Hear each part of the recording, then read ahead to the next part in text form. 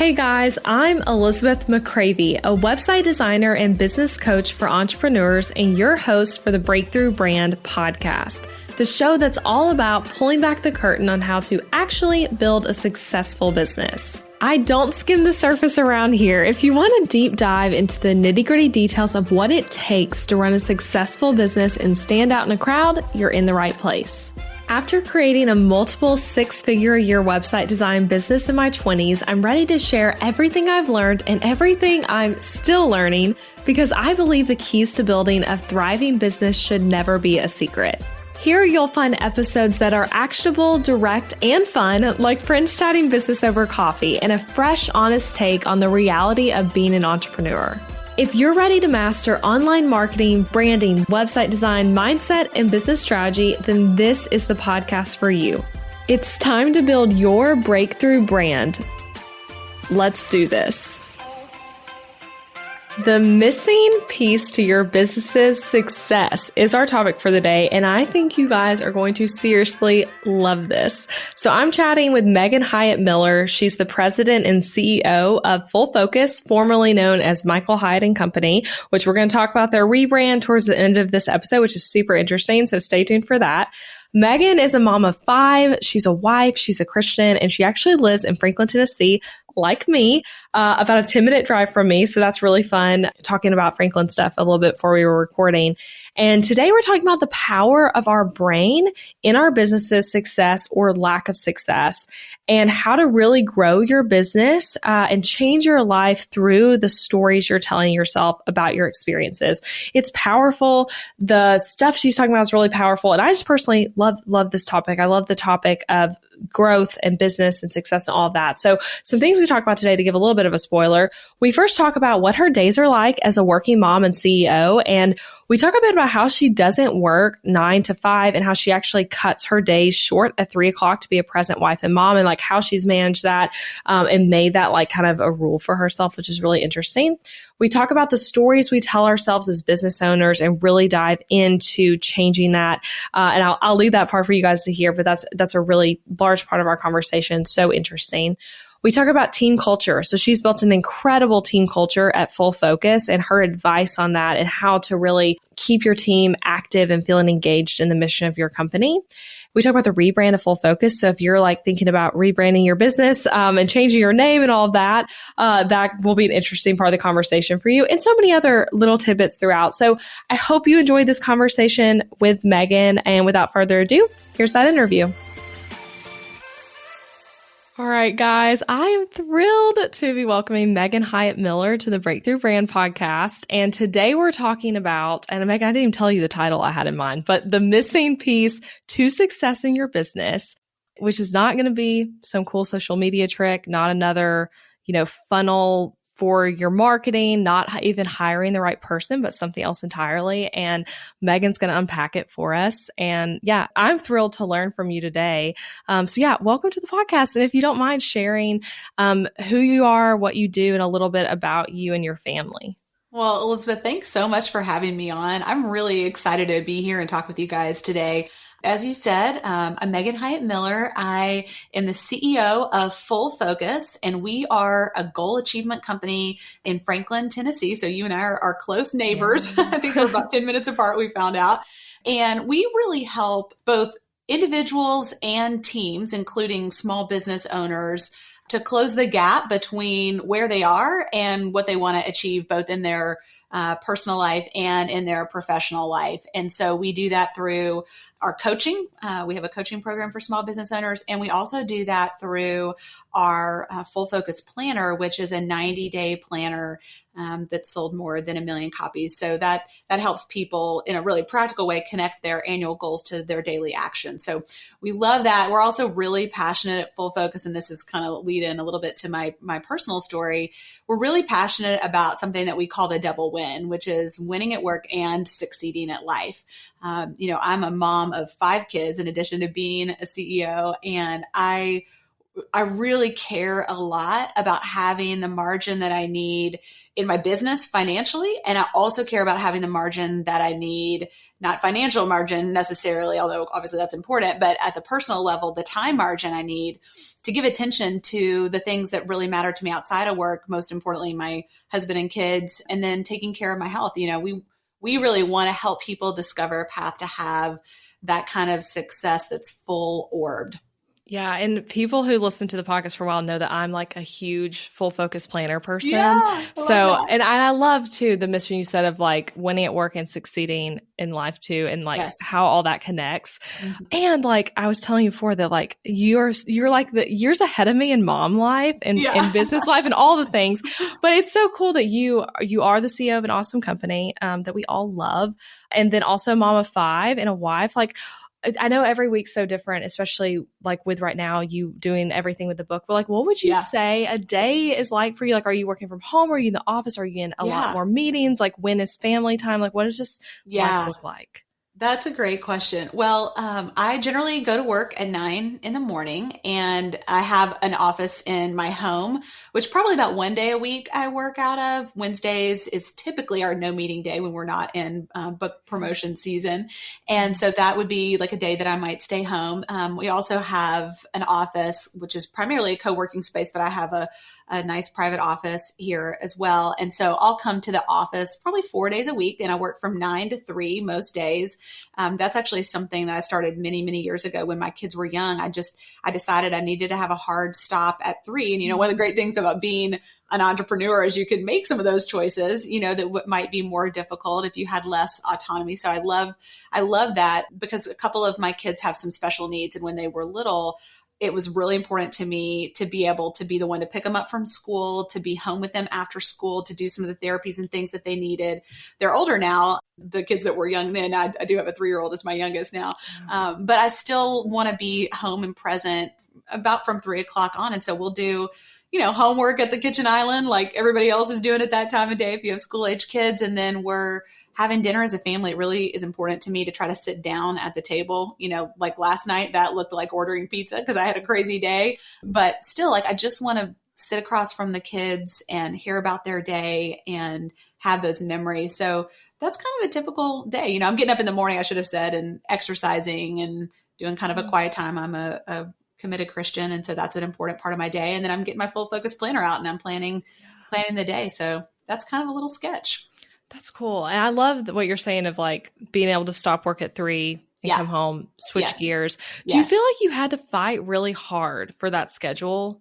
Like, do you know what I'm saying? Like, it's like, because being the CEO of this company, like, do you feel like it's like, no, we need you here and it's hard to make that happen? Well, no, actually I don't. For me, first of all, I started this many years ago before I was the CEO, when I was the COO of the company, and my dad, Michael Hyatt, who's my business partner, was in the CEO role.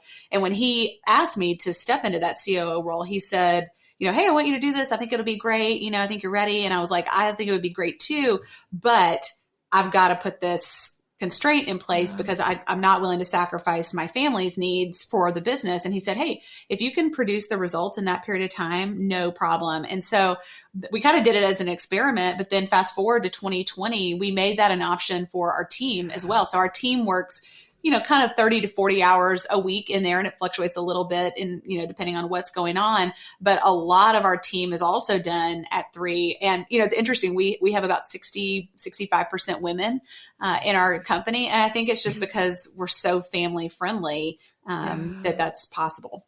Yeah, that's awesome. And I was telling you beforehand that I have a friend who works for you and he loves it there. And I can attest that he's amazing. The work-life balance stuff though, I can see that even in his life. So and I have some more questions for you that we can kind of come to at the end about team culture and stuff. Cause I think there's so much to learn from you on that. But let's talk about though, the missing piece to success in our business, which we haven't said what it is yet, but mindset is like what we're talking about today, which I think for some people can kind of be like womp womp. Like I've heard that before, can even be the feel of that. Like I already know this, but I really just obsessed with the lens you guys are taking in the book, Mind Your Mindset, around how mindset impacts our success, because Yes. success does start with our thinking, which if you guys are watching on YouTube, here's Megan's new book, which is absolutely awesome. So yeah, I want to know though, because like, so we can use, tools like Full Focus Planner.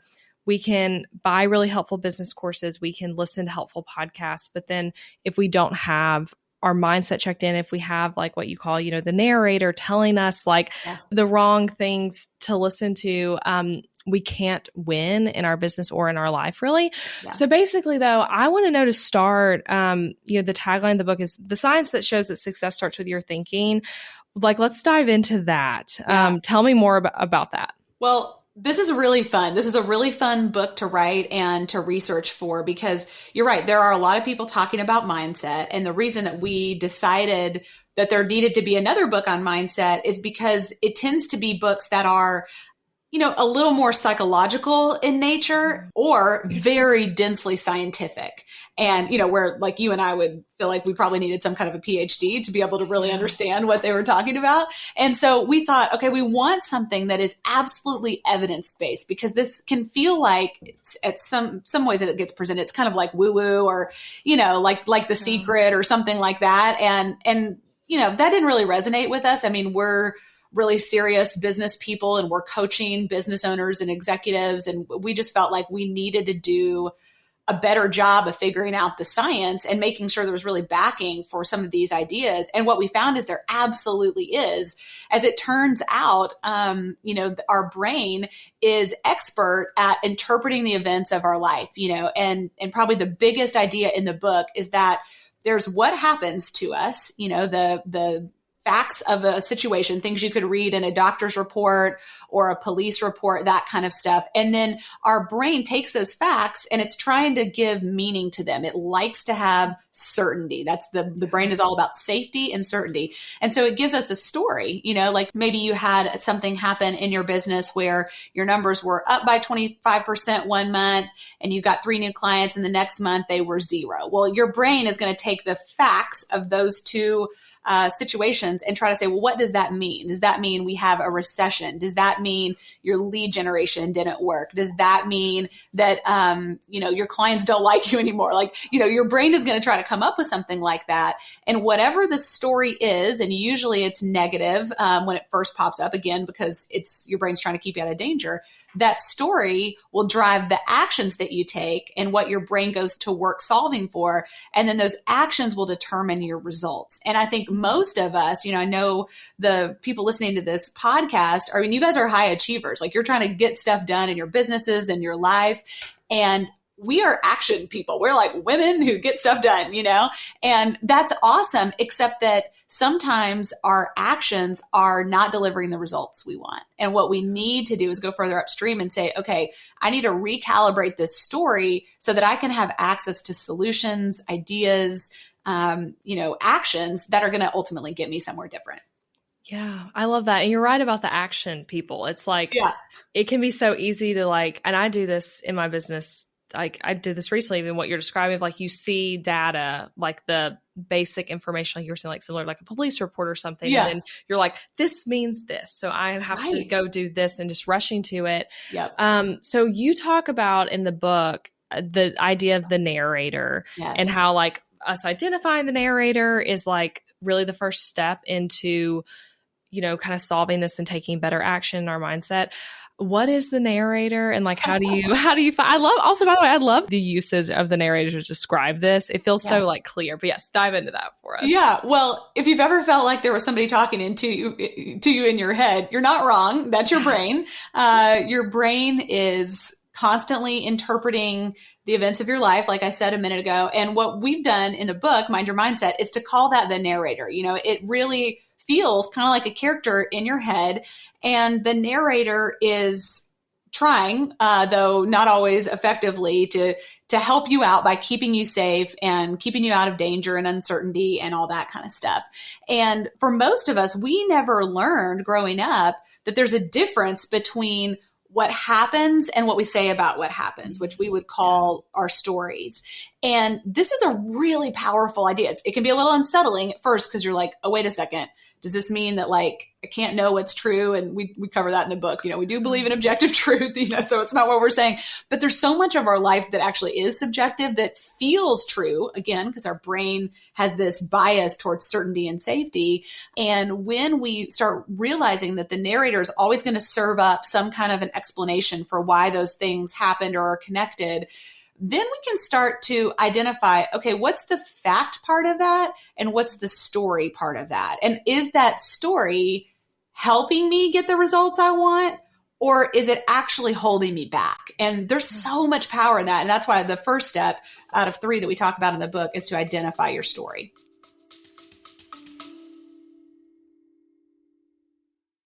Interrupting this episode with a suggestion for the small business owners listening.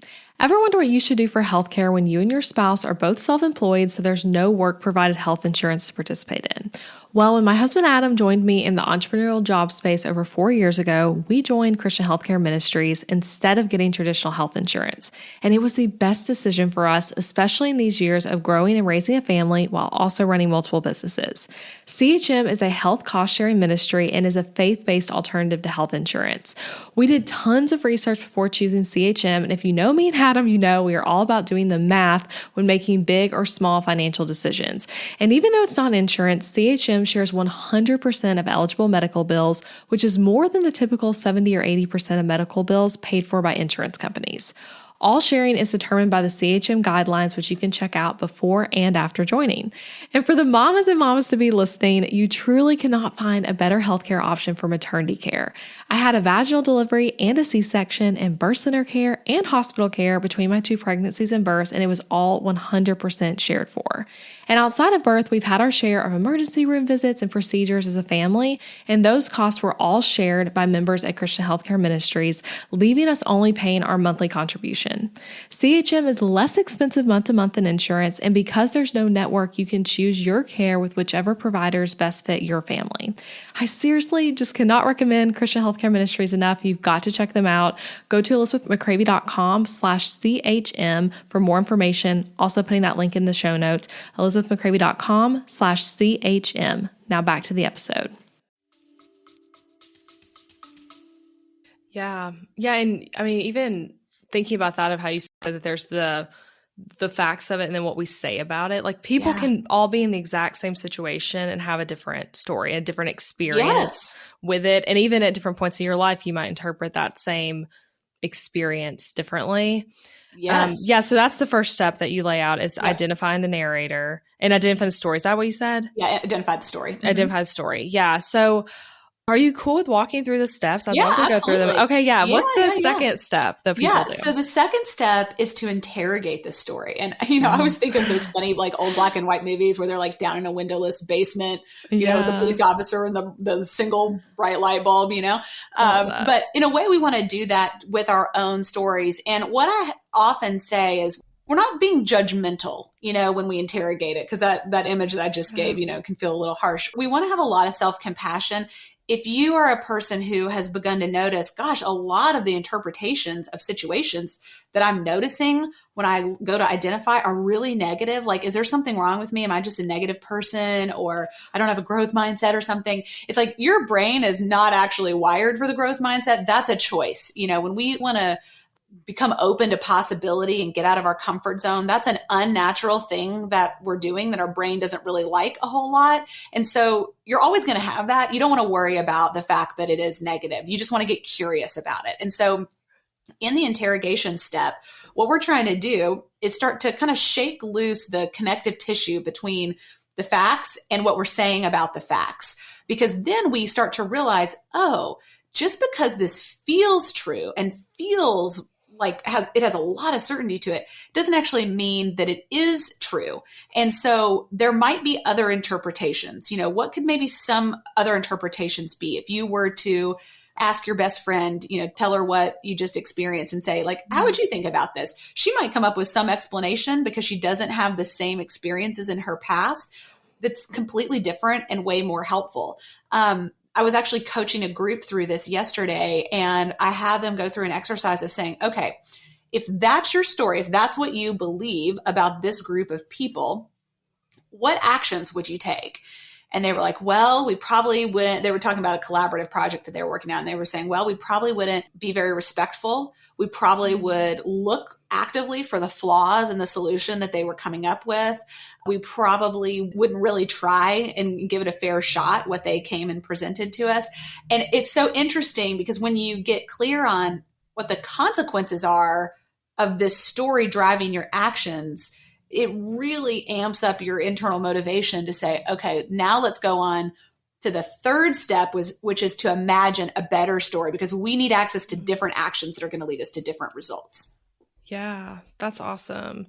And when you talk through, like, with those steps in the action of doing them, like the interrogating, identifying, is that something that, we sit down and journal about, or go on a walk or process with someone? Like, what would you say is the way you typically do it? Elizabeth, there are a lot of different ways that you can do this. And I think you'll find as you begin to try to build this skill that there are certain things that are going to work well for you and not others. And so you're just kind of looking for you in particular, what's going to be a fit for you. I will often do this on a whiteboard. Like if I'm working with a group, like I was yesterday and coaching a group, I will do this on a whiteboard. I think it can be helpful to have somebody else involved if you are really dealing with something where you're stuck. And we might want to come back to this later, but I used to have a debilitating fear of public speaking that I chose to face head on. And it's actually a big reason we ended up writing this book, because what came out of that story informs a lot of what we teach now. But like that was too big for me to do on my own. And I pulled other people in. On the flip side, one of the things that we offer people as a bonus when they buy this book, and we can talk about that later too, but is a self-coaching tool that's basically like a Mad Lib kind of form where you can print this out and you can walk yourself through this process. So there, that's like the simplest version. And then pulling in other people would be like the most robust version. And you could certainly use a journal or something like that. But part of, I think, however you do it, you want to get it out of your head. Just going through it in your head is not as helpful as putting it outside of yourself, literally and figuratively in some way, whether you're talking it out, whether you're writing it out, or, you've got somebody else helping you, a therapist or a coach or a friend or something like that. It's really good to get it just like outside of your head. Yeah. Because when it's just in your head, you almost can't even see, like, what is this story? What does it actually mean for me? And all that. And you also get back on the taking action too quickly. That's just in your head. You can almost just be like, all right, I thought about that for 5 minutes. Let me keep going. Right. Well, and the thing you really don't want to do, and this is tempting at the beginning of starting to build this skill set of self-awareness, is that you can be tempted to go from identifying your story to leapfrogging over the second step, which is interrogating your story, just to the imagining part. And I think that, we've all heard about like affirmations and that kind of a tool. And the problem with just using affirmations, like you just come up with a new belief or a story that you're going to kind of repeat over and over to yourself, is that if you don't interrogate the original story, your brain, it's like you've almost got to like convince your brain to take its like white knuckled fingers off of the story, and you've got to shake it loose so that it can see that there's another option. And if you skip that middle step, your brain just kind of dismisses it. And you will find, at least in my experience as a coach and also with myself, that you don't really get your brain on board in the way you need it in that scenario.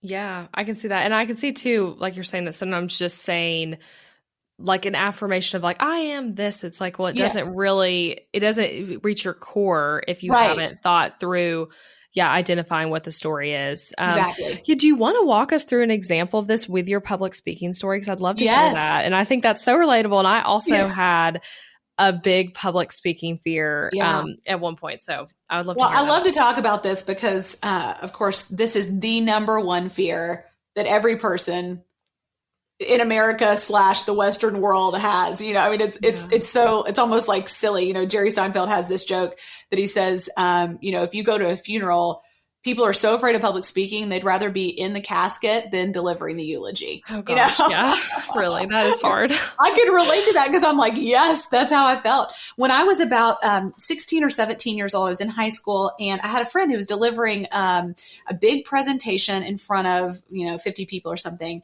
and she got extremely nervous. Basically, had a panic attack, ran out of the room crying. I found her in the bathroom, just tears streaming down her face. And unconsciously, I developed a story at that time because part of what your brain is doing is it's using your past experiences to try to safely predict what's coming in the future so you can avoid danger. And my brain got this story that speaking was dangerous, that it could definitely lead to public humiliation and losing control of my body, which just sounded like the worst thing I could possibly imagine. And so, I'm a teenager at this point, but I've fast forward into my 20s. I'm building my career into my early 30s. And all through that time, it got to the point where I could not read like Bible passages or book passages in a small group that I was in. I would pass to the next person.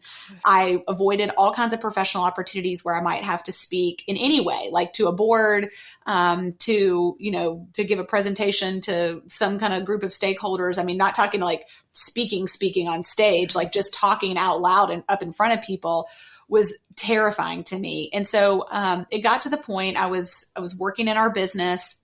And nobody knew about this, by the way, Elizabeth. This was like top secret. My husband knew, not even my dad knew.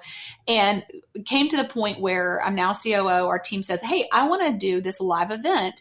It's going to be amazing. We're going to have 800 people." And it's so funny. You've never keynoted before. I think you should do a keynote. And inside I'm like, oh my gosh, I'm going to literally die, but I can't say no. Or I like kind of have to walk away from my career at this point. And so I was on a business trip shortly thereafter, and I'm sitting in the gate in Chicago at American Airlines, tears streaming down my face now, texting a friend and saying, who's a speech coach, and saying, I have to face this once and for all. Like, I'm not willing to let my life be small, because the actions that I had taken because of that story, they just kept becoming more and more and more confining, and my life was more limited and my potential was more limited. And I knew that, and it just felt like this is out of date and old. And so I started working with her. I got a life coach. I got an anxiety coach. I had medicine from my doctor should I need it, which I didn't end up using. And for 6 weeks, I just kind of went right into the eye of the storm and rewrote that story literally on a yellow legal pad with a felt tip pen. I rewrote what I wanted my experience of speaking to be when I stepped onto that stage in front of 800 people. And, Elizabeth, honestly, the night before when I went to do a sound check, you go, when you speak like that, you go the day before and they check your microphone and make sure the slides are working and all that stuff. I had a panic attack on the way home. I was sobbing, hyperventilating. But what was amazing, I woke up the next morning, I had a little, flash of today's the day. And later that morning, I got up on the stage in front of 800 people, and it was amazing. It played out exactly like the story that I had written. And that's because I changed my identity in that story. I changed my relationship to speaking, and I took very different actions than I had ever taken in my life to get to the place where that was the reality. And, that's what we want for our readers. We want you to have that experience. Maybe it won't be that dramatic. I hope for your sake it's not, but that's what we want. Yeah, that's a powerful story. And I love how you were saying that, like, I wrote down that your potential was limited by this, right? And I think so many people listening, it might not be, like you said, as big of a thing as speaking at an event, but it could be that, like, you're so afraid to post a reel on Instagram because people might not like it. Things like that, even holding you back. Or raise your prices, like you've gotten to the place where now it's time, let's say you're a photographer and you've got more business than you can handle. And you're thinking, I should probably raise my prices, but what if everybody thinks that I'm, arrogant, or I've gotten too big for my britches, or whatever, and those are the stories that can keep us held back, Yeah, I love that. And you having that clear vision that you wrote down, making such a big impact. In this episode, you've heard Megan and I talk about the Full Focus Planner. Guys, it's awesome. I've used this quarterly planner on and off for years in my business, and I absolutely love it. Even as a digital calendar person, I really find this physical planner to be the perfect complement to the digital calendar to really help me nail down what I'm doing each day. If you want to check out the Full Focus Planner yourself, you can go to elizabethmccravey.com/full-focus to shop the planners through my affiliate link and get 10% off your first order. And in addition to that, if you're listening to this episode around when it airs, come over to my Instagram account where you can enter to win a copy of Megan's new book, Mind Your Mindset. It's really easy to enter. Just go to the post that looks like me and Megan's faces talking about this episode, and you can enter to win a free copy of this amazing book. That's at Elizabeth McCravey on Instagram and elizabethmccravey.com/full-focus. And both those links will be in the show notes as well. Now, back to this incredible episode. I'm curious, when you were going through that and like when you got to the point where you're like, I'm hiring people to help with this and I'm like taking this seriously, this is something I'm going to overcome. Because you are someone who teaches other people, were you thinking at the time, this might be something I write a book about? Or this might be something I teach on or talk about on my podcast? You know, did you think that at all? Okay. Oh my gosh. No, I was just trying to make it. You know, I never thought that because I mean, it really felt like a risk. I really didn't know. I thought either I'm going to do this or I'm going to die trying. You know, that's kind of how it felt. I would have never imagined that it would be such a profound moment in my life that would be something that would be the basis of a book. You know, I think that what's been beautiful, and I think this is part of what's important to remember about our stories, is that there are going to be people in your lives on the other side of you identifying your story, interrogating it, and then imagining something new and really living into that place. I promise you're going to meet people who are facing the same thing. And because of your story and because of what you are willing to confront, and that sounds kind of negative. It could be just, you know, going to the next level, not even a bad thing, but just like, how do you get a breakthrough to go to the next level? They will try things that they wouldn't have tried before. I've had so many people reach out to me. I've told this story now, you know, many times publicly, and they say, you know, gosh, I've been terrified also of public speaking my whole life. And I thought, well, if she could do it, I can do it, you know? And all of a sudden it's like, sometimes there are stories that are so entrenched for us that we can't actually imagine something better, you know? And I think that's where bringing other people in we talk about this in Mind Your Mindset, is so helpful, whether that's a coach or a therapist or, you know, there's formal, informal ways to do that. It helps your brain almost like borrow somebody else's more empowering story in a way that gives you the boost you need to get where you want to go.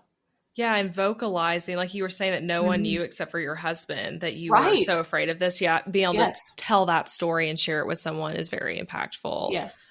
So when you wrote on that legal pad, your story, like I'm wanting to kind of visualize that. Was it literally like, I am on stage and it is like, how are you, like, what was the voice you were writing in? Yes. I mean, I'm writing it in the present tense. Okay.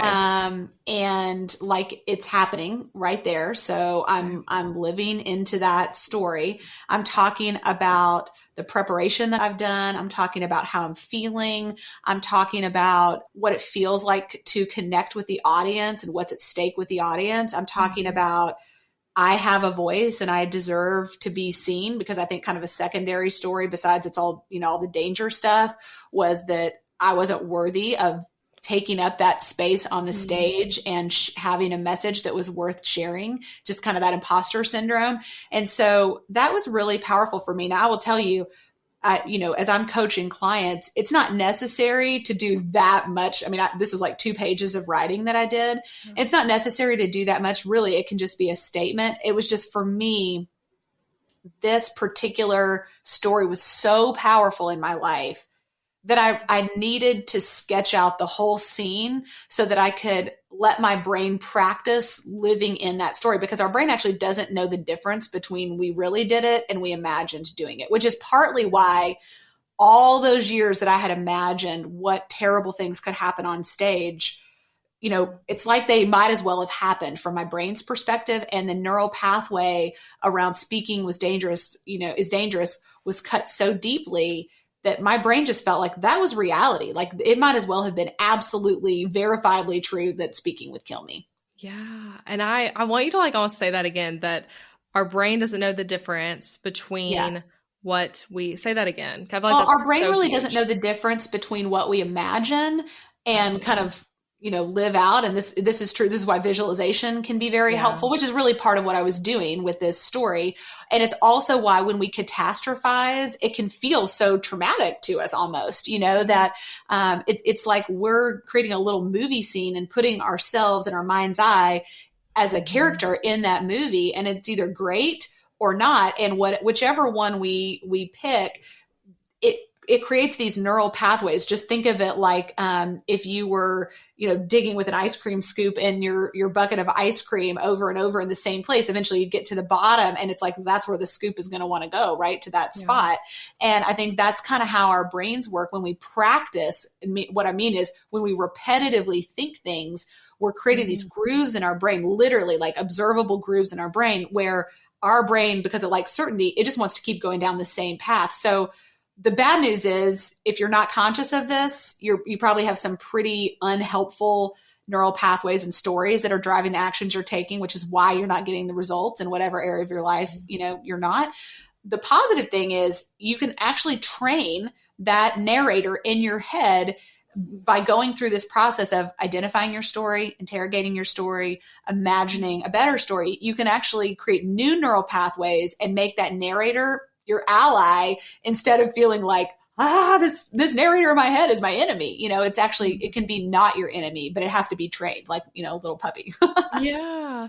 I feel like I'm going to have to re-listen to everything you just said when we air this, because that is so good. And it is like such a good reminder that like the story we're telling ourselves matters. It affects our success in huge ways. And I really do think like as business owners, even those of us, like you're saying, who are high achievers and we're focused and we have big goals, and we know what we're working towards, it can be so easy to subconsciously even have these stories that we're telling ourselves that are affecting the way we show up, affecting the actions we take, and ultimately the success of our business.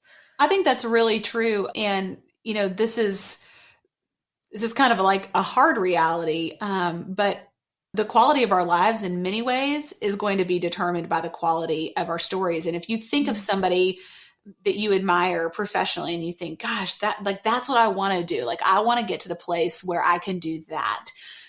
Besides just, skill stuff and experience, the real difference between you and the person that you admire and want to, kind of aspire to that level with, the difference is their thinking. They think about their business, about their personal life, about success differently than you do. It's usually not talent that's the difference maker. It's not experience. It's really thinking and having the ability to master your own thinking that enables you to succeed in spectacular ways. I mean, I think sports is such a great example of this, that oftentimes the best athletes are not, the first round NFL draft pick or something. Sometimes it's that guy's the last guy that gets picked who turns out to be the biggest star because he was able to take a hold of his thinking in a way that the other guys with more natural physical talent were unable to or chose not to. Yeah, I love it. And I want to encourage people to definitely pick up the book. Before we keep going on book stuff, though, and this whole conversation about mindset, can we pivot a little bit to team stuff? Sure. So I know, I have two questions on the team stuff, actually, and within just Full Focus. So first, Full Focus is like the new-ish name of your company, was Michael Hyatt and Company.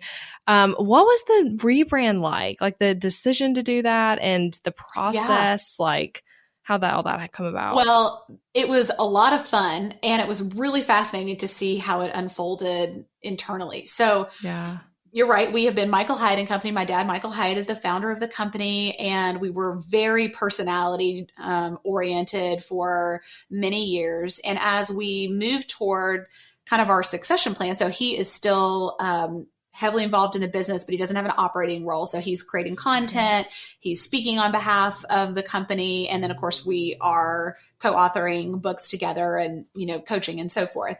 And what we realized was as a part of the succession plan for me to become the CEO, we needed to move the business for the sake of longevity toward a less personality oriented brand. We really wanted to take the intellectual capital that we had built in our intellectual property and have that be the thing that we stood for, not Michael Hyatt as a person, And so we've been moving in that direction.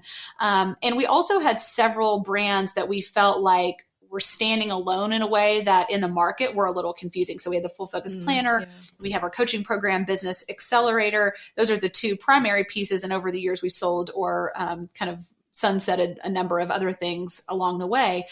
And so as we thought about this, our marketing team led by Courtney Baker, who's now our Chief Revenue Officer, she came and did a presentation to me with her team, and they presented 3 different options. And the last one they presented was this idea of moving to Full Focus and away from Michael Hyatt and Company. And it was a pretty risky move on their part. Like that wasn't what any of us thought we were going to do. That wasn't what I had charged them to come and present to me. And so they were really bold in that they presented this at the end, and they presented such a compelling rationale for how this encapsulated everything that we did, how it set us up for the longevity of the brand in, decades to come, and what the benefits of not being tied to my dad's name would be.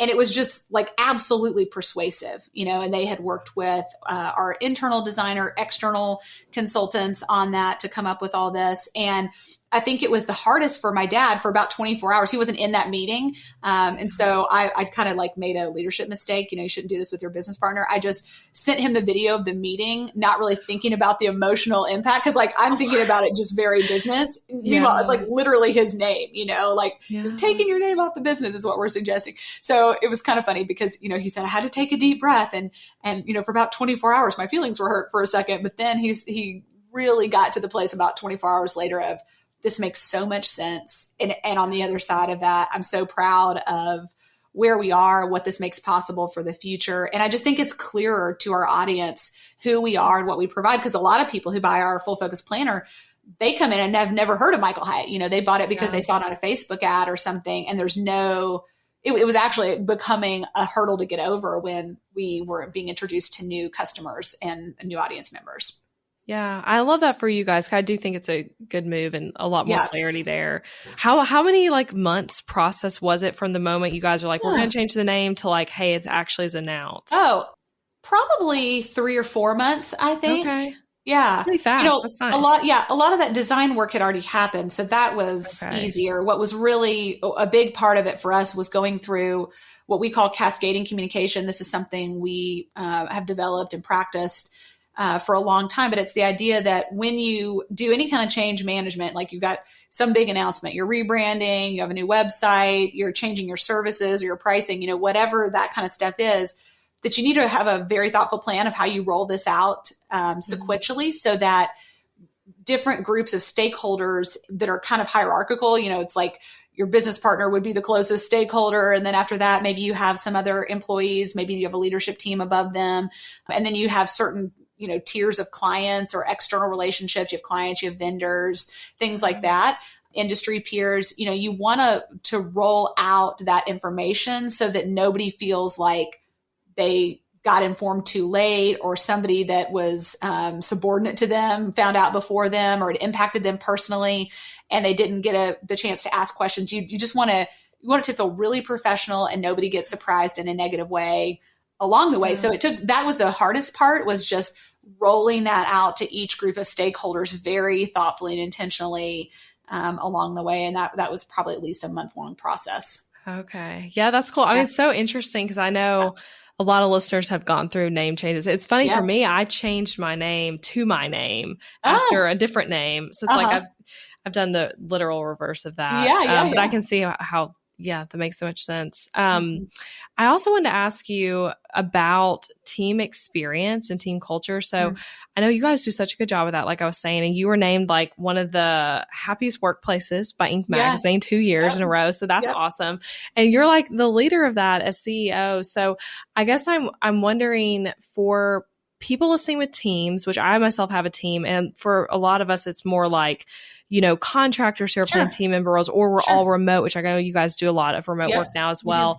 But what's your biggest tips for like creating an outstanding team culture and happiness in the workplace? Yeah, I think that's a really good question. And I think that all of us have been faced with a pretty extraordinary challenge to our cultures over the last several years.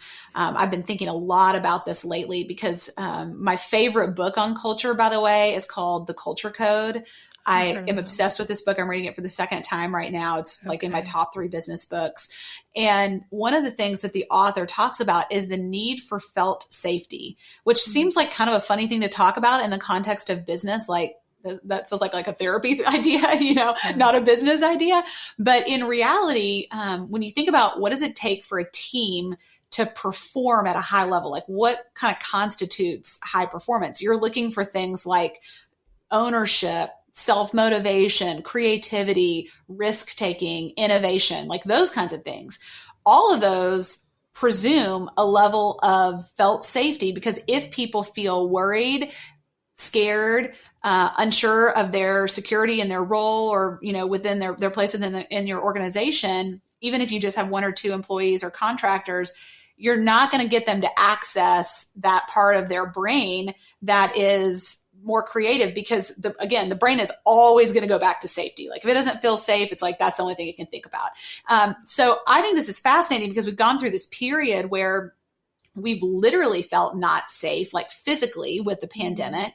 Then you've got all the, mental illness, moving to remote work for many people. You've got people losing loved ones or, just other kind of traumas and I don't even mean like capital T trauma, but just hard things happening. Then you've got economic uncertainty. You have the war in Ukraine, like all these things conspired, regardless of what's going on actually in your company, to make people feel unsettled. And I think as business owners and leaders, there's a real place right now for empathy, for speaking to our teams in a way that helps them feel like they belong. So one of the things that the Culture Code talks about is belonging cues, which I think is so fascinating. So I'm thinking a lot about that. And then the second thing I would say is, now more than ever, we've got to be clear about what is our vision. What is the story of your company and where you're going, and how can you help connect the day-to-day work of your individual contributors, whether they're 1099 or employees. How can you connect that back to some kind of a mission and a vision that's bigger than themselves? Because that's what part of what we know drives engagement besides belonging is people want to be part of something that's bigger than themselves. It's really rewarding. Yeah. Oh, I love those. I'm going to check out that book too that you mentioned, Culture Code. That sounds, I can visualize the cover of it because I've seen it, but I've never read it. Yeah, it's black with kind of like gold embossing on it. Yeah. Well, thank you for sharing all that. Yeah. Okay. To close, I would love for you to share basically thinking about this book, which I'm like so excited to read. I started diving into it last week, but anyway, I'm really excited about it. But with Mind Your Mindset, like what would you say the reader will get out of finishing the book? Like what is like the end goal of it? Yeah. Well, I would say what you're going to get out of this book is access to a totally novel lever of success, a brand new tool in your toolbox that for most of us is literally the most powerful tool that we have. I think of all my leadership tools as a business owner, as a coach, as a parent. I mean, honestly, I use this stuff with my kids all the time. Yeah. And what you have the ability to do for yourself and other people is unlock places of potential or historic stuckness that is really keeping you or people that you care about, whether in your family or your team, from getting what they want and what you want. And I think it's so cool to realize we don't have to work harder. We just have to work smarter. And the way we work smarter, the best way to work smarter is to tap into the brain and what the brain can help you do once you understand how it works. So I think this is powerful stuff. And it may be the thing that is going to unlock your future. Yeah, I love that. Working smarter, not harder with the brain. I love it. Yep. Okay, so tell everyone where they can go find you and connect with you and get a copy of the book, all of that sort of stuff. Yeah, thank you. Well, you can find out more about the book at mindyourmindsetbook.com. And what's really cool right now is that we have some awesome bonuses when you buy the book, and you can do that, Amazon, Barnes and Noble, your local bookseller, whatever. Sometimes Amazon has sales, so you might check there. Yeah. But regardless, once you have your book, you just take take your receipt to mindyourmindsetbook.com. And we have 3 things there. We have a brand new course that my dad and I just recorded with some great exercises that are not in the book that we walk you through to help you implement this stuff in your own life. We have a free audiobook. So don't buy the audiobook. You can go there and download it with your receipt code. And then we also have this self-coacher tool that I mentioned earlier that's kind of like this little form that you can work through these steps in detail. And it's really like a fast and easy paint by numbers way to coach yourself through the steps that we talk about in the book and just get like one breakthrough after another. So mindyourmindsetbook.com. I love that. I love all the extra tools people get. Yeah. I'm excited to check those out. And it's cool that you guys made a little course to go with it. Like, I know. That's really neat. We want to make it super easy for people to get the transformation that we're promising in this book. And I think we've done a good job of getting some great bonuses that will make that possible. So Well, awesome. Well, it was great connecting with you, Megan. Thank you for being on the podcast. Thanks for having me. Thank you for listening to this podcast episode all the way until the end. I appreciate you being here. And if you enjoyed this episode, then I want to invite you to check out my website template shop too. Over on ElizabethMcCravey.com, you'll find Show It website templates that are easy to use, strategically designed, and created to help you book more clients and customers. Maybe your current website is really boring. Maybe it's a challenge to update, and maybe even it's that thing that you really feel like is just completely holding your business back. Your website needs to be strategically and intentionally designed in order for it to convert your viewers into raving customers, and that's exactly what my M-Shop templates do. So these are pre-made Show It website templates where you can plug and play your content into it with ease and then get started with a website that's designed to actually help you make more money. These templates are designed to be SEO friendly on the back end, and they're not just pretty, but they are very strategic and with all the strategies I teach on this podcast. And best of all, they're easy for you to set up all by yourself. So shop them at ElizabethMcCravey.com/shop and come join the M-Shop family of hundreds of happy customers. And as an added perk, you can use the code BBPodcast at checkout to get 10% off any template as a thank you for being a part of the podcast family. So that's BB Podcast for 10% off any template over at ElizabethMcCravey.com. And if you love this podcast, don't forget that you can subscribe on Apple Podcasts so that you never miss an episode, and leave a rating and review for the show wherever you're listening. Share it with a friend, share it on Instagram or Facebook. That's a great way to support the podcast and get the word out. All right, I'll be back next week with another new episode.